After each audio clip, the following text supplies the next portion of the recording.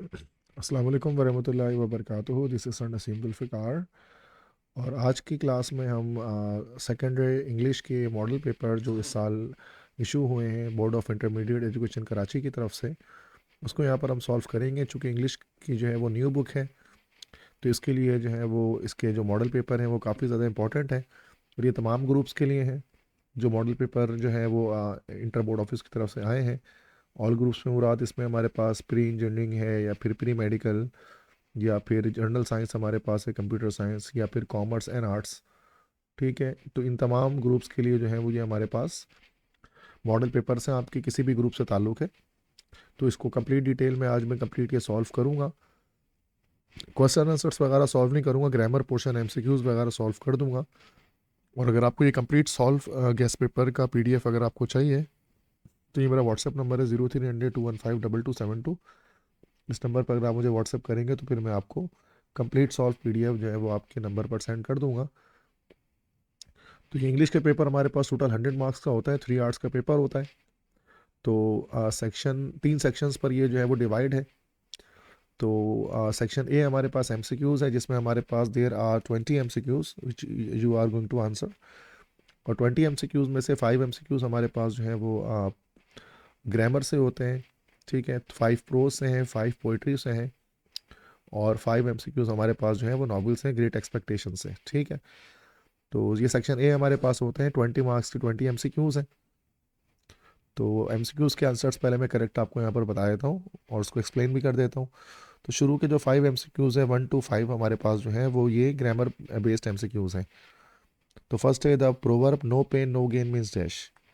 तो no pain no gain जो proverb है इसके मतलब होते हैं कि hard work bring success, means कि इंसान जब मेहनत करता है तो उससे उसको कामयाबी मिलती है। सेकंड है choose a prefix to make opposite of the word stabilise.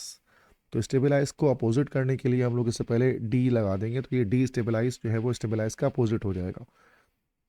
Third है choose a suffix for the verb preach to change it into a noun. तो प्रीच के एंड में अगर हम ई आर लगा देते हैं तो प्रीचर बन जाता है, मीन्स के मुबल्लिग या तबलीग करने वाला। तो ये इसका जो है वो नाउन बन जाता है इस वर्ब से। प्रीच मतलब तबलीग करना और प्रीचर तबलीग करने वाला। फोर्थ है he stayed at home because it was raining, the underline part is dash. देखिए यहाँ पर क्या है, he stayed at home because it was raining, वो घर पे रहा क्योंकि बारिश हो रही थी। तो बिकॉज इट वॉज रेनिंग ये हमारे पास एक क्लॉज है। ठीक है, तो अब चूंकि यहाँ पर वो घर पे क्यों रहा, तो जो एक्शन है ना स्टेड का, स्टेड एट होम, कि जो काम हुआ है उसको, तो बिकॉज इट वॉज रेनिंग ये अंडरलाइन जो हमारे पास सेंटेंस है ये उसको एक्सप्लेन कर रहा है। तो दैट्स वाई ये हमारे पास एक एडवर्बियल क्लॉज है। क्योंकि एडवर्बियल क्लॉज क्या करता है, जो इस अपने पहले जो वर्ब हमारे पास मौजूद होता है, जैसे स्टेड है तो उसको क्या कर रहे हैं यहाँ पर, ये इसको एक्सप्लेन कर रहा है एक्चुअली। ठीक है, फिफ्थ एमसीक्यूज है in the sentence Maria loves her cat the word her is this type of reference. अब देखिए यहाँ पर जो हर है, अब इसमें हर जो है वो किसके लिए इस्तेमाल किया गया, मारिया के लिए इस्तेमाल किया गया। तो दिस इज कॉल्ड, इसको हम लोग कहते हैं this is called as anaphoric reference. तो ये हमारे पास एनाफोरिक रेफरेंस है।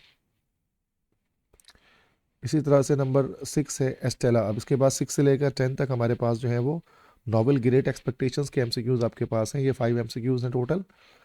6 है Estella treated pip during the first meeting dash. तो एस्टेला जब पहली बार पिप से मिली तो उसने उसको विद डिसडेन, हकारत के साथ या नफरत आमेज अंदाज में उसके साथ उसको ट्रीट किया। 7 है Pip's great expectations mainly comes from dash. Pip के जो ग्रेट एक्सपेक्टेशंस थे वो बुनियादी तौर पर कहाँ से आए थे, hard work, wealth and social advancement, inheritance from जू पॉवर्टी। तो वेल्थ एंड सोशल एडवांसमेंट्स आए थे, जब उसको बहुत ज़्यादा दौलत मिली थी तभी जो है वो उसकी उसकी जो है वो पिप की ग्रेट एक्सपेक्टेशन जो है वो उसी से कनेक्टेड थी। 8 थे the central theme of the novel is dash. तो सेंट्रल थीम जो इस नॉवल का है वो है social class and personal growth, A option.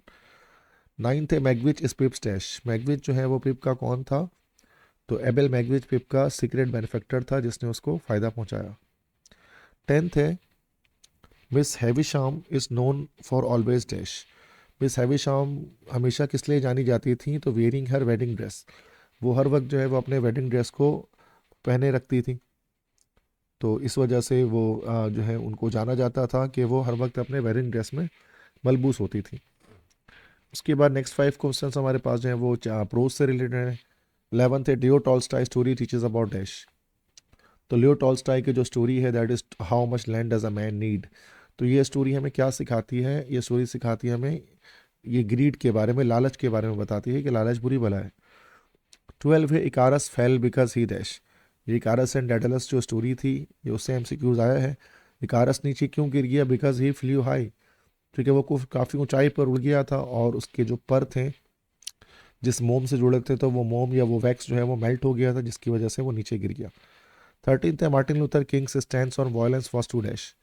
तो ये फर्स्ट चैप्टर हमारे हैं आई हैव अ ड्रीम, या सेकंड चैप्टर है sorry, I have a dream उससे लिया गया है। तो मार्टिन लूथर किंग का जो है वो कत्ल व गारत के बारे में क्या उसका इनका स्टैंस था, तो ये इसका ये हो जाएगा reject and promote non violence.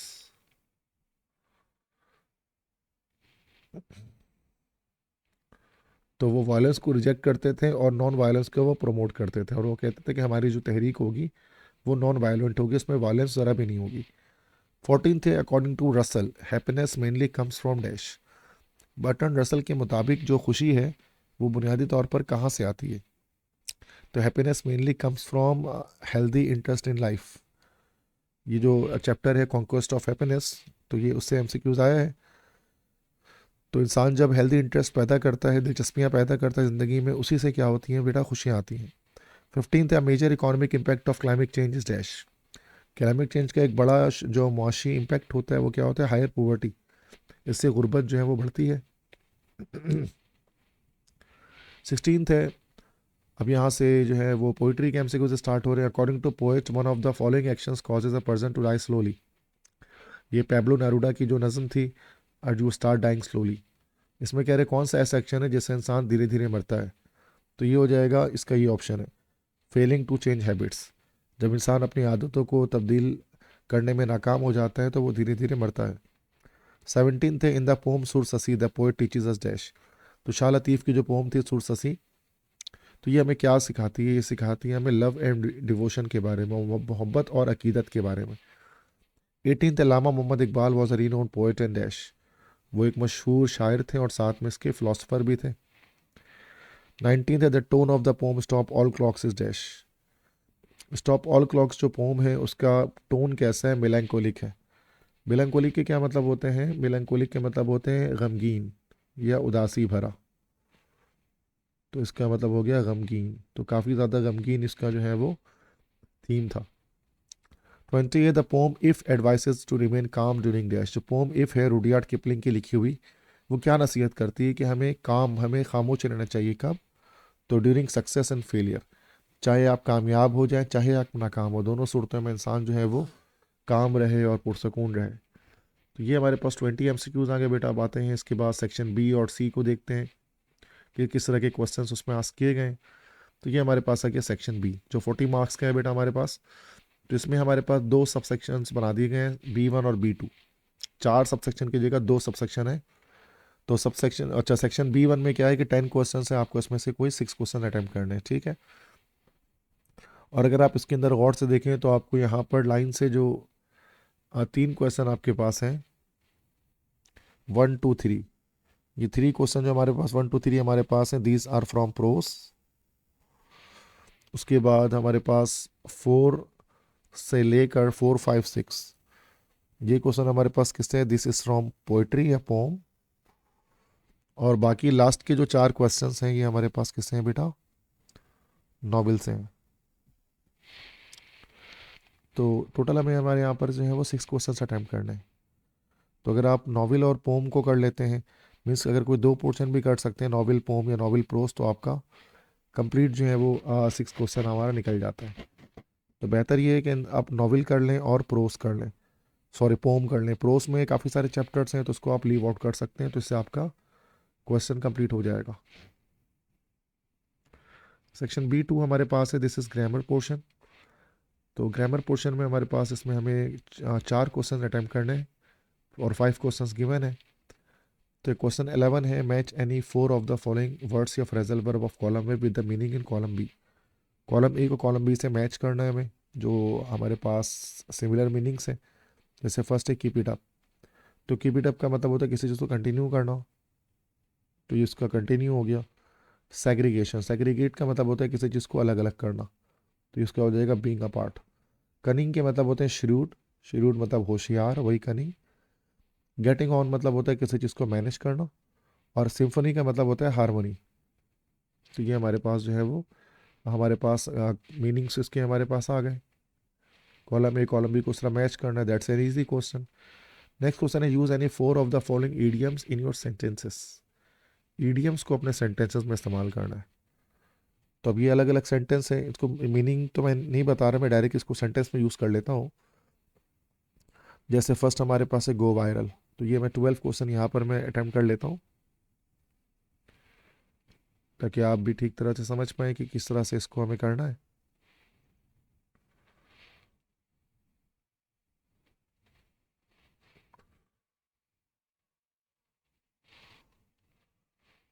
ठीक है, तो हमारे पास फर्स्ट हमारे पास इसमें है क्या, go viral.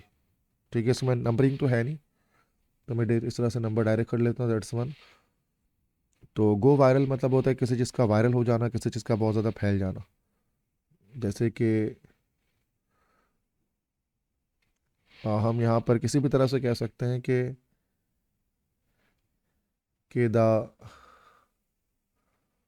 The political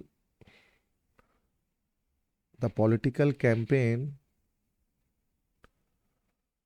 of Imran Khan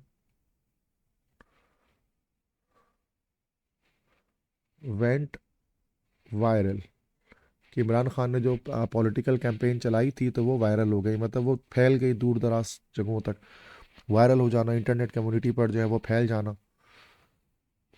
इसी तरह से सेकंड है bite the bullet. Bite the bullet के मतलब होते हैं कोई बहुत ही ज़्यादा ख़तरनाक काम जो है वो सरंजाम देना। ठीक है, तो सेकंड है that is bite the bullet.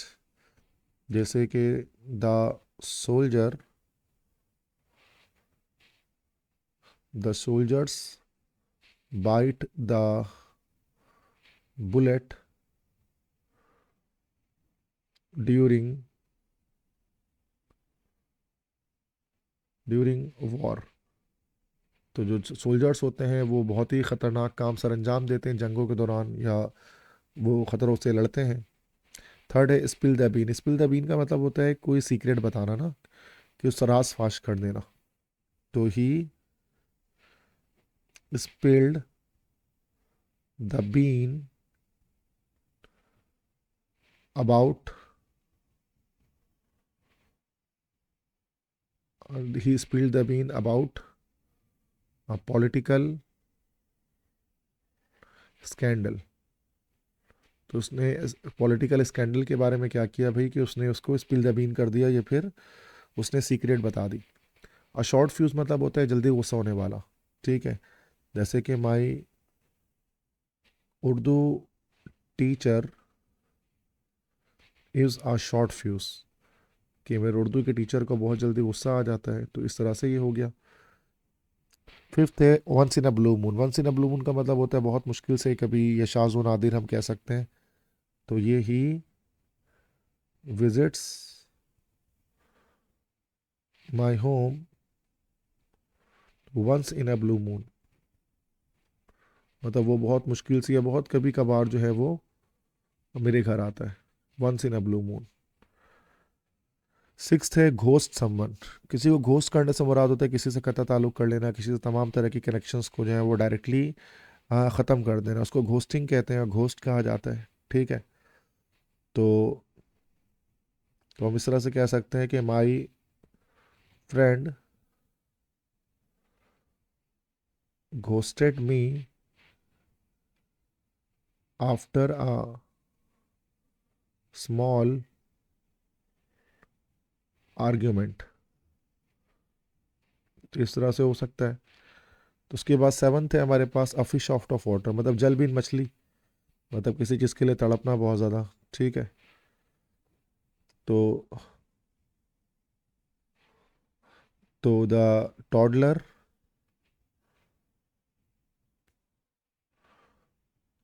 The toddler feels like a fish out of water, out of water when the toy breaks down. मतलब जब खिलौने टूट जाते हैं तो बच्चे जो हैं वो तड़पना शुरू कर देते हैं। नंबर 8 है, बस ये 7 हमारे पास है, 1 2 3 4 5 6 7 हो गए। तो ये हमने यहाँ पर इसको कंप्लीट जो है वो देख लिया कि इसमें क्या करना है कि किसी भी चार को क्या करना था, आपको अपने ईडियम्स को अपने सेंटेंसेस में यूज़ करना था। तो मैंने सारे यूज़ कर लिए, आप इसके स्क्रीनशॉट भी ले सकते हैं ताकि आपको याद करने में आसानी हो, खुद से भी लिख सकते हैं वैसे ही। तो मैंने जस्ट आपको एक हिंट दिया है कि किस तरह से लिखा जाएगा। इसके बाद क्वेश्चन 13 है, complete the following conditional sentences.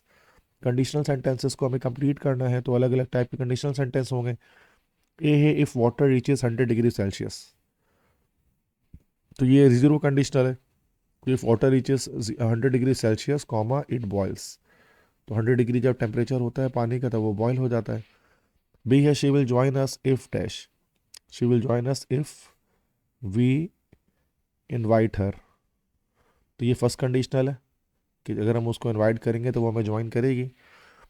सी है, इफ़ आई वर यू, अगर मैं तुम्हारी जगह पर होता। अब ये टाइप 2 कंडीशनल है, हाइपोथेटिकल सिनेरियो।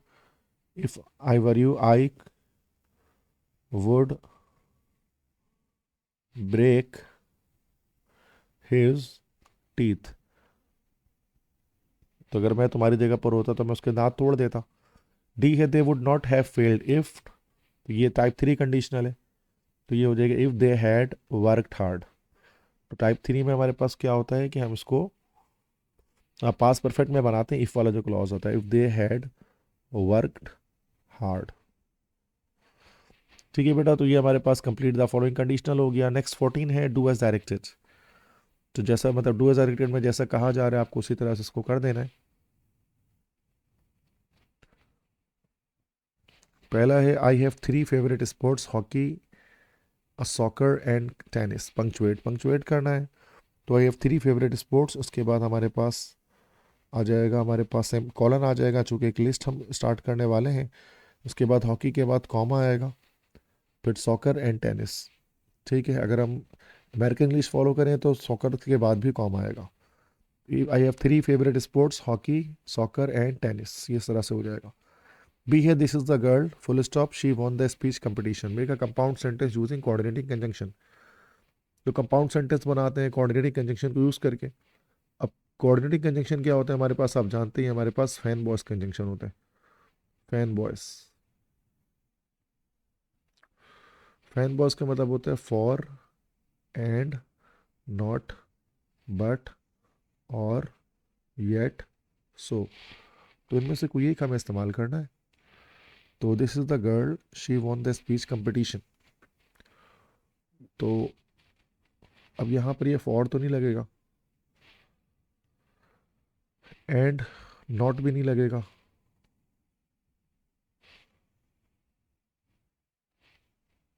अच्छा,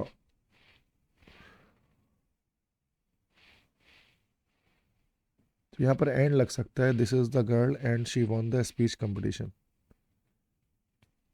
इस तरह से हो सकता है कंपाउंड सेंटेंसेस के अंदर। तो यहाँ पर हम यहाँ पर फुल स्टॉप हटाएंगे और फुल स्टॉप की जगह पर यहाँ पर हम लोग एंड लगा देंगे, तो ये हमारे पास जो है वो कंपाउंड सेंटेंस बन जाएगा। सी है, they have completed the project change a voice, तो ये प्रेजेंट परफेक्ट का पैसिव वॉइस बनेगा। तो ये हो जाएगा कि द प्रोजेक्ट, अब ये हैज़ बीन हो जाएगा, the project has been completed by them, तो ये इस तरह से एक्टिव से पैसिव हो गया। डी है, he said to me do you like coffee, change the direction, direct से डायरेक्ट में कन्वर्ट करना है। तो ही सेड टू मी ये हो जाएगा ही आस्क्स मी, चूँकि क्वेश्चन मार्क है, इंटरोगेटिव सेंटेंस है। ही आस्क्ड मी, कॉमा हटेगा तो हम यहाँ पर इफ़ लगा देंगे, चूँकि हमारे पास कन्फर्मेटिव क्वेश्चन है ये। और डू जो है वो यू के बाद चला जाएगा, क्योंकि ये इंटरोगेटिव को हम अफर्मेटिव बनाते हैं। यू हमारे पास सेकंड पर्सन है, ऑब्जेक्ट से चेंज हो जाएगा, हो जाएगा इफ़ आई, प्रेजेंट सिंपल है, पास्ट सिंपल में हो जाएगा change, if I liked coffee, और लास्ट में फुल स्टॉप आ जाएगा। तो इस तरह से ये हमारे पास इसके आंसर हो गए। तो ये हो गया डू एज डायरेक्टेड। बस जो ब्रैकेट में आपके पास लिखा होगा वो काम आपको उसको कर देना है, ठीक है। बाकी देखो वॉइस के ऊपर, नरेशन के ऊपर, क्लॉजेस के ऊपर, पंक्चुएशन के ऊपर, सब पर अलग अलग लेक्चर मैंने बनाया हुआ है, आप उसको देख सकते हैं। तो लेकिन ये है कि अभी मैं मॉडल पेपर सॉल्व कर, तो मैं बस ज़्यादा डिटेल में नहीं बता रहा हूँ, जस्ट करेक्ट आंसर्स आपको बता रहा हूँ तमाम क्वेश्चंस के। 15th है, spot the error and rectify the following faulty expressions. She is more smarter than her sister. अब देखिए बेटा, स्मार्टर ऑलरेडी हमारे पास कॉम्पेरेटिव डिग्री रिजेक्टिव है, तो यहाँ पर मोर की नीड नहीं थी, यहाँ से मोर हट जाएगा। बी है, each boy must submit their homework. अब ईच जब आ गया ना, तो उसका मतलब हमारे पास ईच का मतलब सेंस जो हमारे पास आएगा वो सिंगुलर सेंस आएगा। तो यहाँ पर देयर नहीं होना चाहिए, बल्कि हिज होमवर्क होना चाहिए। तो ये जो टॉपिक हमारे पास है, इसको हम कहते हैं नाउन, नाउन प्रोनाउन एंटीसीडेंट। तो ये नाउन प्रोनाउन एंटीसीडेंट का टॉपिक है। तो नाउन मतलब जो प्रोनाउन होता है वो नाउन को देखते हुए ही लिखा जाता है, ठीक है। सी है, he prefers coffee than tea. Coffee के साथ मतलब प्रीफर्स जब भी आता है ना, तो ओवर लगाएंगे, he prefers coffee over tea. D है, he is known to me for 10 years। अब देखो फॉर आ गया, सिंस फॉर, तो यहाँ पर इज़ नहीं आएगा बल्कि हैज़ बीन आएगा। ये परफेक्ट कंटिन्यूस टेंस हो गया हमारे पास, ठीक है। तो इस तरह से एरर को जो स्पॉट करना है और रीराइट करना पड़ेगा करेक्ट हमारे पास जो सेंटेंस होगा, ठीक है। तो दिस इज़ हाउ कि ये जो सेक्शन B2 हमारा है ग्रामर, इसके पांचों क्वेश्चंस मैंने कर लिए। आपको कुछ 4 क्वेश्चंस इसमें से बोर्ड एग्जाम में करने हैं। इसके बाद हमारे पास सेक्शन C है, 40 क्वेश्चंस हैं, सॉरी 40 मार्क्स हैं। एक सवाल हमारे पास 10 मार्क्स का है, तो हमारे पास 4 सवाल हैं, तो 40 मार्क्स यहाँ पर हमारे पास बन गए इसके। तो सबसे पहले तो ईमेल है और पर्सनल स्टेटमेंट है, तो बेहतर ये है कि आप पर्सनल स्टेटमेंट में ईमेल लिखें, ये आपने फर्स्ट टाइम में भी किया है, तो ईमेल के लिखना ज़्यादा बेहतर है। बाकी ये ईमेल कंप्लीट आपको अगर सॉल्व चाहिए तो व्हाट्सएप नंबर मैंने मेंशन कर दिया लेक्चर के स्टार्ट में, आप मुझे मैसेज कर सकते हैं, तो मैं आपको भेज दूंगा। फोर्थ है, राइट एन ऐसे on any one of the following topics. ये ऐसे हैं, ये सारे ऐसे जो हैं वो भी आपको जो है वो PDF के अंदर आपको मिल जाएंगे, तो उसको आप वहाँ से डायरेक्टली याद कर सकते हैं। क्वेश्चन 5 है, translate the following paragraph into Urdu और सिंधी। तो ये जो पैराग्राफ है आपको उसको उर्दू या सिंधी में आपको उसको ट्रांसलेट करना है, तो हम यहाँ इसको उर्दू में ट्रांसलेट कर देता हूँ मैं, ठीक है। तो courage means being brave even when we are scared. Courage मतलब होता है हिम्मत या हौसला कह सकते हैं हम, ठीक है, या बहादुरी भी हम कह सकते हैं, या ठीक है। तो करेज, हिम्मत या हौसला एक ही बात है। तो courage means being brave even when we are scared. तो उसको मैं उर्दू यहाँ पर लिख देता हूँ कि हिम्मत का मतलब होता है बहादुर बनना, बहादुर बनना, even when we are scared. बहादुर बनना, ये तो बात, हिम्मत का मतलब होता है बहादुर बनना, even when we are scared, उस वक्त भी, उस वक्त भी जब हम खौफजदा हों या जब हम डरे डरे हुए हों। तो ये पहला सेंटेंस हो गया। A fight fighter shows courage by saving people from the fire. Fire fighter मतलब आग बुझाने वाला। एक आग बुझाने वाला शोज करेज, हिम्मत, हिम्मत दिखाता है लोगों को आग से बचाकर, आग से बचाकर। आगे है कि a student shows courage by speaking in front of the class. एक तालिब इल्म, एक तालिब इल्म हिम्मत दिखाता है by speaking in front of the class, जमात के सामने बोलकर। A doctor shows courage by treating sick people. एक डॉक्टर हिम्मत दिखाता है बाय ट्रीटिंग सिक पीपल, बीमार लोगों का इलाज करके। A soldier shows courage by defending the country. एक सिपाही, सोल्जर में सिपाही, एक सिपाही हिम्मत दिखाता है बाय डिफेंडिंग द कंट्री, मुल्क का दिफा करके। Courage helps us to do the right thing even when it is hard. हिम्मत हमारी मदद करती है to do the right thing, ठीक काम या सही काम करने में। Even when it is hard, अगरचे वो मुश्किल हो, मतलब मुश्किल काम भी क्यों ना हो, हिम्मत जो है वो हमें उस मुश्किल काम को करने में मदद देती है। Courage makes us stronger and effective. हिम्मत हमें ज़्यादा स्ट्रॉन्गर मतलब ताकतवर या मजबूत, ज़्यादा ताकतवर और मौसर मौसर बनाती है। ठीक है बेटा, तो इस तरह से आपको क्या करना है कि कंप्लीट ये जो पैराग्राफ है यहाँ से यहाँ तक कंप्लीट, इसको हमने यहाँ पे ट्रांसलेट कर दिया। इस तरह कोई भी जो है वो पैराग्राफ आ सकता है जिसको हम ट्रांसलेट हम कर सकते हैं। ठीक है, लास्ट क्वेश्चन है नंबर 6 हमारे पास है अनसीन कॉम्प्रीहेंशन, जिसमें आपको या तो आप इस पैसेज को रीड आउट करके आंसर्स को क्वेश्चंस कर लें, या फिर आप एक प्रेसी लिख दें, या जिसको हम लोग जो है वो समरी कहते हैं। कुछ भी किया जा सकता है, तो बेहतर है कि यहाँ पर पैसेज को पढ़ के क्वेश्चंस के आंसर देते हैं बजाय इसके कि प्रेसी लिखने के, बिकॉज प्रेसी लिखना जो है वो थोड़ा सा मुश्किल काम है। तो पहले मैं इसको रीड आउट कर लेता हूँ पैसेज को, देन आपको बताता हूँ किस तरह से हम इसके आंसर्स को लिखेंगे। Getting invited to an interview means you have pass the first hurdle. Your application must have made a good impression. Now you need to prepare yourself for an interview to make sure that you make the most of this opportunity. There are a number of things you can do. Firstly, you can do some research and find out about the employer and the job. Ask for information back or speak to the people who work for the company. Prepare for questions you might be asked. Some common ones are the reasons why you want the job, whether you have done this kind of work before. Another important point is never to run the risk of arriving late. For example, considering making a dummy run in advance to see how long the journey will take.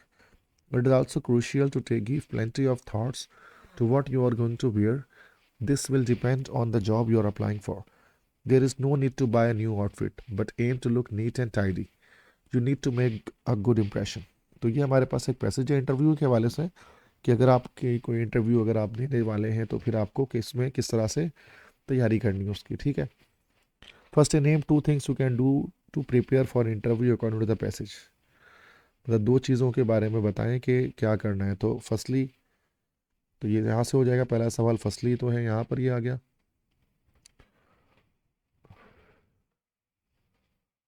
Firstly you can do some research and find out about the employer and the job. Ask for information pack or speak to people who work for the company. Prepare for questions you might be asked. Some common ones are the reasons why you want the job, whether you have done this kind of job before. Another important point is never to run the risk of arriving late. तो ये हमारे पास, ये first का answer हमारे पास हो गया।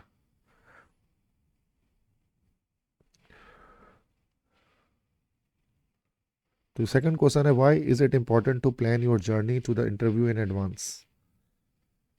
तो अब ये यहाँ से इसका आंसर हो जाएगा, यहाँ से हो जाएगा considering making a dummy run in advance to see how long the journey will take. तो ये हमारे पास, इसलिए हम जो है वो, हमें जो है वो एक डमी रन लेना चाहिए। थर्ड है classify the word class of the following words. Opportunity, opportunity जो हमारे पास है आई टी वाई इसके अंदर आ गया, तो this is actually a noun. New, new हमारे पास क्या होता है बेटा, दिस इज एन एडजेक्टिव, नया। प्रिपेयर के मतलब होते हैं, ये हमारे पास एक वर्ब है, तैयार करना किसी चीज़ को। क्वेश्चन 4 है point out one regular and one irregular verb. तो एक रेगुलर और एक इरेगुलर वर्ब हमें यूज़ लिखना है यहाँ पर, तो मैं लिख देता हूँ यहाँ पर। अच्छा, पैसेज को देखते हुए लिखना है। रेगुलर वर्ब जिसके एंड में ईडी आता है और इरेगुलर वर्ब जिसके एंड में हमारे पास सेकंड और मतलब कि जिसके सेकंड और थर्ड फॉर्म में ईडी नहीं आता है, उसे कहा जाता है इरेगुलर वर्ब। ठीक है। तो रेगुलर वर्ब पहले तो ढूंढ लेते हैं, वो जल्दी मिल जाते हैं। गेटिंग इनवाइटेड, तो इनवाइटेड तो ऐसे ही आ गया, एक रेगुलर वर्ब हमारे पास इनवाइटेड।